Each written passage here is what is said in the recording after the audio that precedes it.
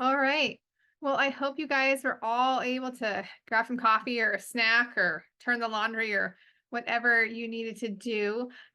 Yeah, I just appreciate you guys all being here. We're going to have a great uh, 2 days. I mean, it's already off to an awesome start. Uh, and I love like hearing everything that's going on. I want to let you know we're kind of doing it a little bit different today. Just we're trying to change it up a little bit to keep you guys interested. And first of all, I probably should thank all of our sponsors. We couldn't do this event. They highly help us and help sponsor the event and their participation. It's really appreciative. ETS, Alaska Airlines, and Coronology are just a couple of our great sponsors. Brenna will be talking a little bit about the finances and the education. Ashlee will be talking about education and marketing, and Juls will be talking about the wine guy and legislation. And we already heard from Susan and Roger. And thank you, Proletariat, for your donation for all the speaker gifts. So all the speakers are in store for some goodies. And then we couldn't do this wine commission, the board, without our awesome board. I know it takes time and energy, and we just really appreciate their help. And if you guys ever they're an extension of the wine commission staff. So if you have questions, feel free to reach out to them. That's just what they're here for to do. And we have kind of a broad section, so they're in different areas geographically to help with this process as well.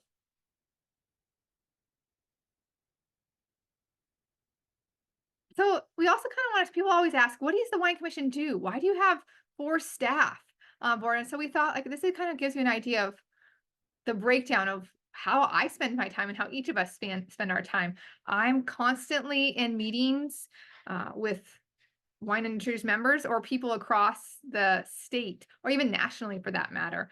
We are walking, talking billboards, and it definitely is a great thing that we do. It takes time, that's for sure. But I wouldn't change it because I love being involved in the community, and I think that we are making a difference for sure.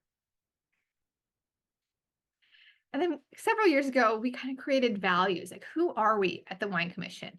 And I really like this to be inclusive, kind, clear, and respectful, especially in the state of the world these days, right? I mean, everything is so decisive. And I think that's one thing that makes this great about Idaho is let's be kind to each other, right? We all want to achieve the same thing and have the best wine and the best growing region in the country. And then the mission is we are to be the united voice to market, promote, and champion all Idaho wine growers and winemakers.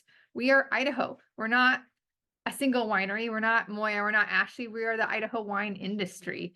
And we're doing this together. And what's our vision? What's the goal, right? To sustain a growing wine region industry respected for its committed growers and producers, passionate consumers, and distinctive wines. So like I said, we are super involved. We're traveling. We're going to conferences around the state. And this just kind of gives you a little bit of idea where we've gone in the country. And we're always off to something else, it seems like. But we're having fun. And we're talking about Idaho wine. And we're branded in you can see all of us are in our like gear, right? We're walking, talking billboards. And it does help. I told you guys, branded gear, right? Walking billboards. I'll say it again. And this just kind of tells you a little bit about the community and the boards that we sit on. Me personally, I'm chairing the Downtown Boise Association board and the Idaho Botanical Garden board right now, and also my kids PTA. Dang, you guys, the kid PTA, that's a lot of voices there, right? And it's kind of fascinating on how much power that can be and how much I talk about wine. And then also Wine America. If you guys, I love Wine America. I'm the president currently of the state associations. That's a great industry to be a part of just because they do so much on the farm bill and small producers tax credit. I highly recommend joining Wine America if you haven't already. And this talks about like Brenna's, like, what does she do? And she'll dive more into this, but her community involvement. And I really like it. We're at the Wine Commission, we're a team, right? And you can talk to any of us and we'll be there to help you. And we all are involved in the community in different way. And I'm proud of that, right? I encourage the team. I think maybe they don't always like want to be super involved, but I push that on them because I think it's really important. And then you can see where Ashlee's involved in Visit Garden City, her school's parent association, Sunny Slope Wine Trail. She did Leadership Idaho Agriculture last year. I keep telling Jake, you need to do this, Jake. It's a great program to be involved in, and we need more people in the wine industry to do this. And we even offered to help pay for some of it as well. So go look up Leadership Idaho Agriculture. And then Juls is our newest addition to the team. She joined in June, and seriously, she's been great and just jumped right in and is so nice and helping take things off of our plates and also getting involved in the community as well. And this is kind of like the little divide up of how Brenna spends her time. So Brenna's working 32 hours a week, so she's part-time, heavily into the finance and operations, a lot of the grants. We have so many grants opened that she deals and keeps all those grant reports and the finances straight. Thanks, Brenna, for doing that. It's a hard thing to do. It's my wheelhouse. I love it. So I'm going to talk to you guys a little bit about where all of our money comes from and what we have coming up. This is kind of a percentage breakdown of our revenue. 29% is wine excise tax. Only 4% is the optional industry assessment. Savor Idaho accounts for 10%. And then the specialty crop block grants, which is a lot of my time that I spend, is 55% currently. We've been very, very lucky in getting good chunks of money each year from that program. And then this is something that Roger and our board at the time helped us with in 2021. I think we've talked about this every year, and should be the last year that you have to hear this from me. We're in the final stair step of the excise tax structure stair step. So hopefully everything will level out and we won't have to talk about this next year.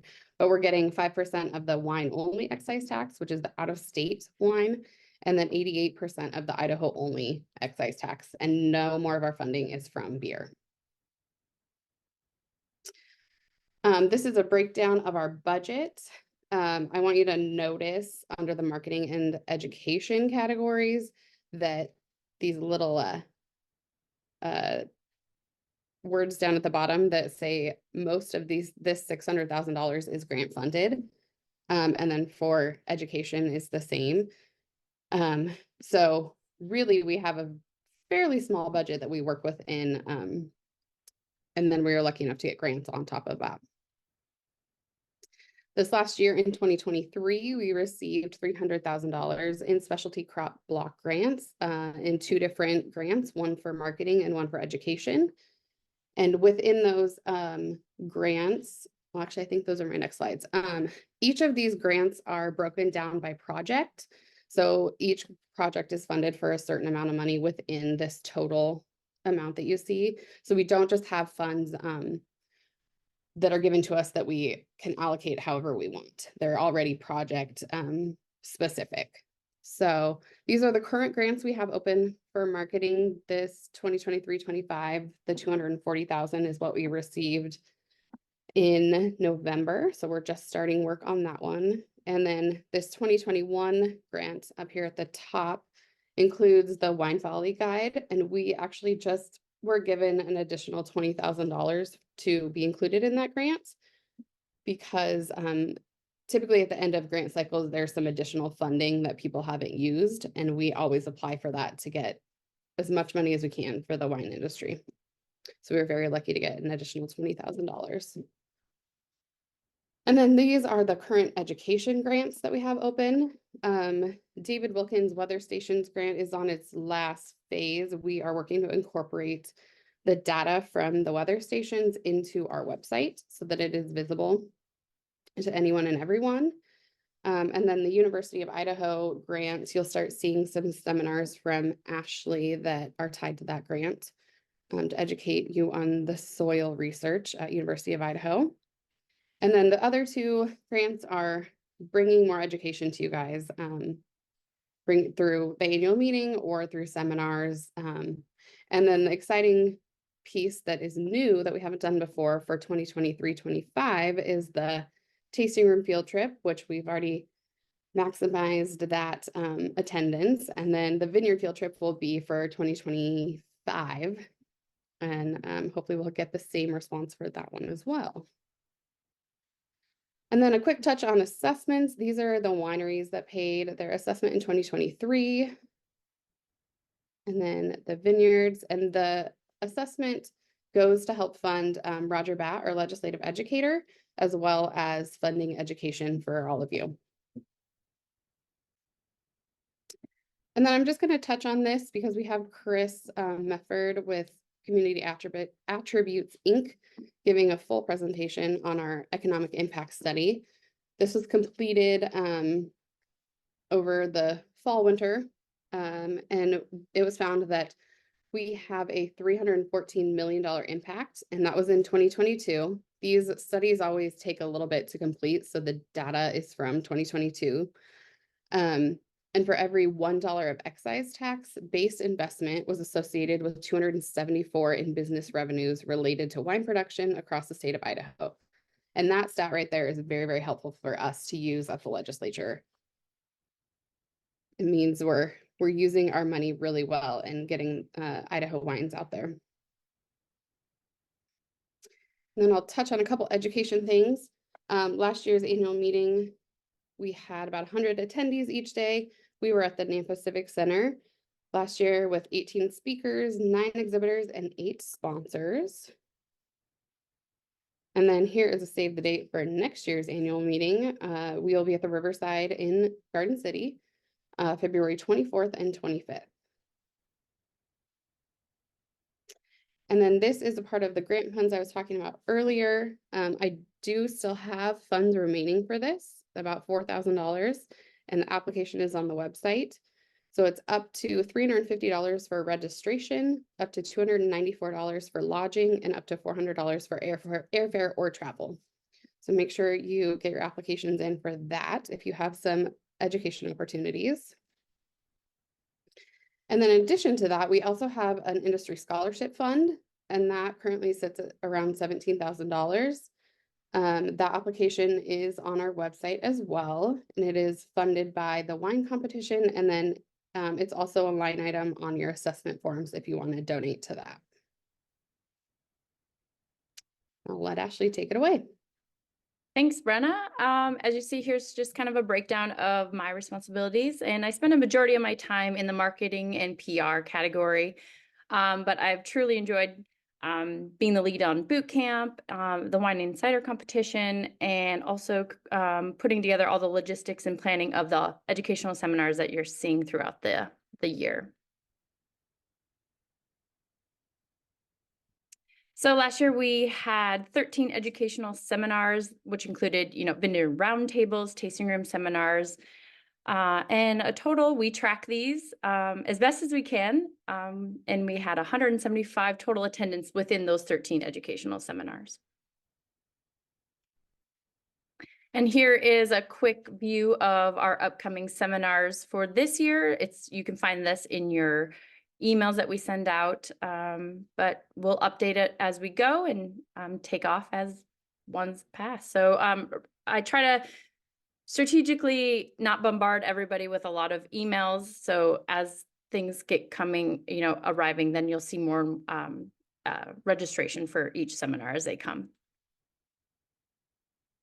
Last year, or this past fall, we had boot camp, which we had one day in Treasure Valley, Western Treasure Valley, and then also the urban wineries. We had a great turnout. I was so happy. 91 attendees, and then we had our Destination Caldwell, Dairy West, and Idaho Preferred as our sponsors. And then we had additional businesses help as well. And then as you'll see below is our dates for 2024 this year, September 23rd and 24th. I always love this competition. It's so much fun, and thanks to Koenig Vineyards for always hosting. And it's great to work with Great Northwest Wine and Eric We had a record number of entries this year, so that's pretty cool. And then you'll see our list of sponsors. And then we also got to celebrate Brenna's 10-year anniversary with the Idaho Wine Commission. So that was pretty special as well. And then we also had some photography, some candid shots of everybody enjoying wine. And this year, information will come out about March for to start registering for Idaho Wine Insider Competition.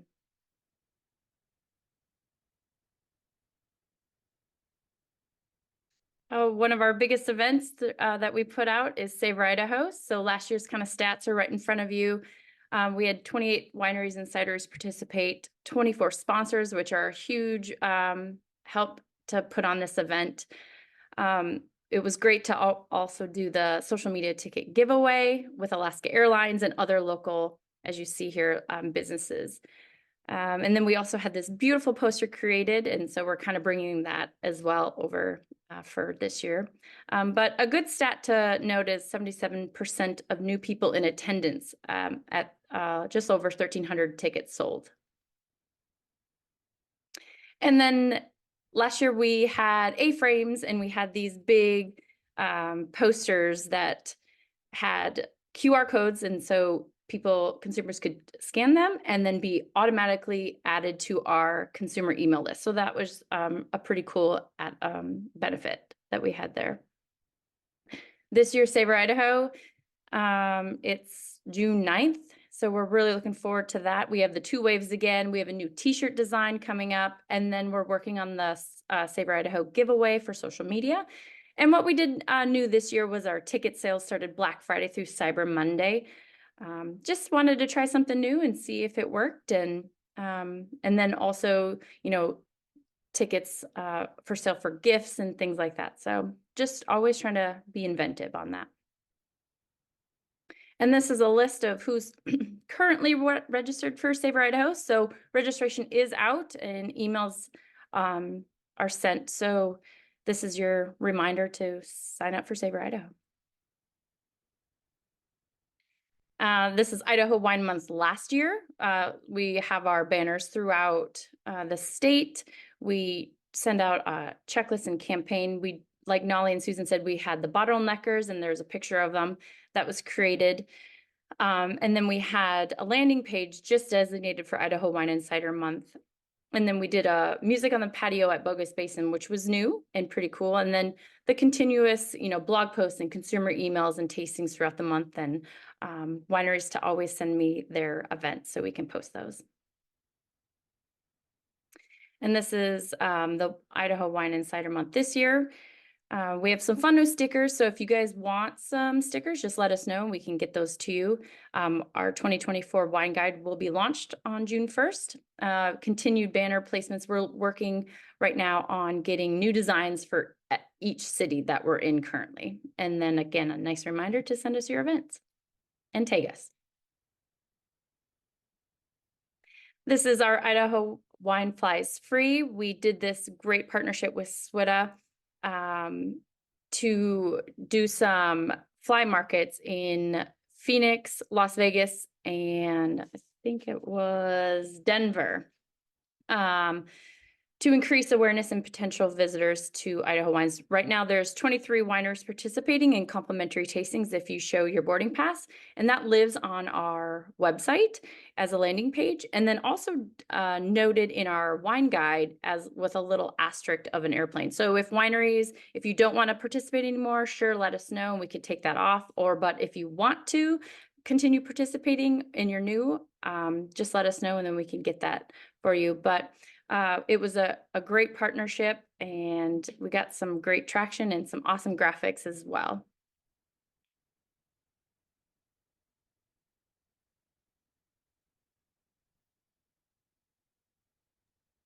Oh, I'm sorry, guys. My computer is frozen. Oh, no. Okay.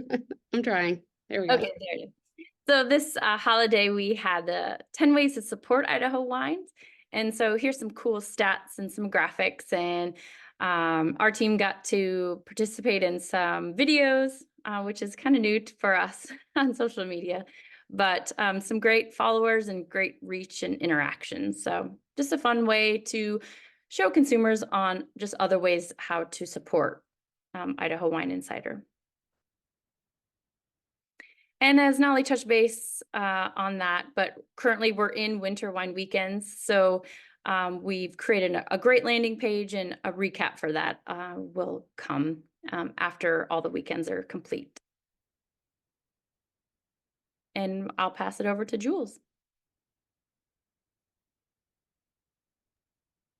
Thank you, Ashlee. I'm Juls, as Moya introduced me. I started back in May as an administrative assistant with the commission, and then my role quickly changed, and I am now currently the project manager. My love language is legislation and writing and code compliance, so I took over writing the grants, which we just submitted. So I did both of those. That took about 3 months off of my life, but hopefully we'll get what we asked for, and it was a great learning experience. I do handle all of the commission meetings, legislation, like I talked about, attending various meetings, being involved in that kind of stuff. I just recently took over the blog, so I'm approving blog content, and then I'll also be writing some of those blog pieces as well.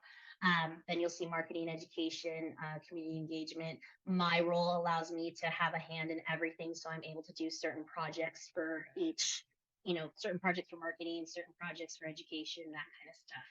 So I'm kind of all over the place, and you guys get a lot of emails from me. So thank you for answering all of those emails. One of my projects is going to be helping and collaborating with Falger and Moortine to redesign the current tour brochure, which will be called now a wine guide. It will be released in June of 2024 to kick off Wine and Cider Month. There has been emails that have gone out that have allowed you guys to submit your information to be included in the tour brochure, any updated information. If you haven't done so yet, it's still on the industry emails, but you can also email.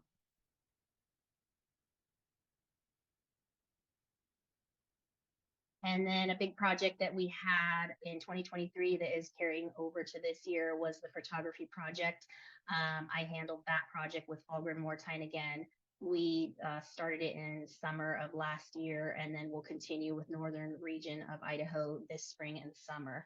You'll see a lot of these photographs in various PowerPoints, presentations, marketing, PR, that kind of stuff.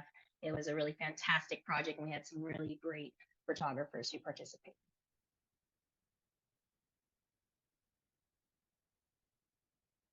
Legislation. So my role is to help with the presentation to the Senate and House ad committees. We'll be doing that again, like Roger talked about, on February 20th. A couple of industry members will be going with us, along with our board members and Moya and myself.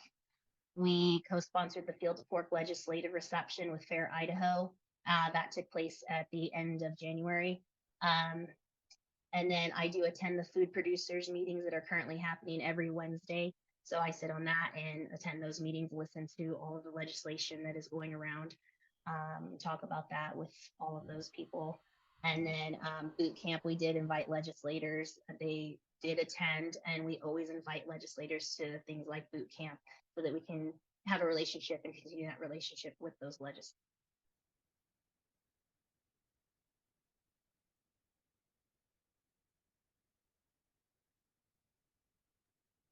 All right. Does anyone have any questions for us? I do see the QR code question. Do you have an answer for that, Ashlee?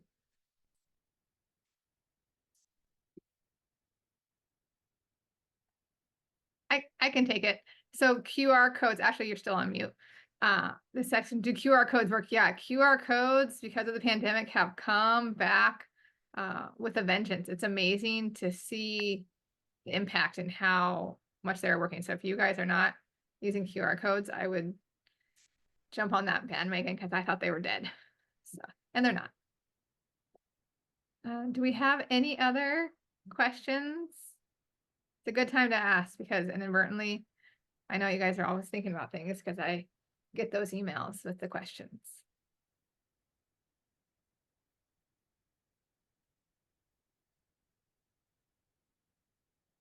Okay, Brenna, if not. Right.